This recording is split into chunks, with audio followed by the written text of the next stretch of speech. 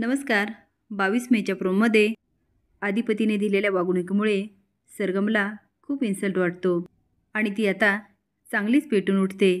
ती भुवनेश्वरीकडे येते आणि झालेला प्रकार सांगते. पण त्यावर पांघरून घालण्यासाठी भुवनेश्वरी तिला पैसे ऑफर करते. सरगम म्हणते, मॅडम तुम्ही मला आधीच खूप पैसे दिलेत.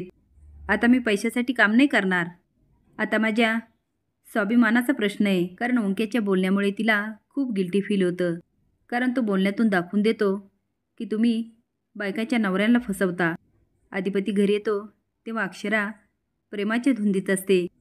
आता तिच्या तोंडून ऐकण्यासाठी तो फार उत्सुक असतो. तो म्हणतो, मास्तिनीबाई तुम्हाला काही बोलायचे का माझ्याशी? अक्षरा म्हणते, मला तुम्हाला असं सांगायचं होतं.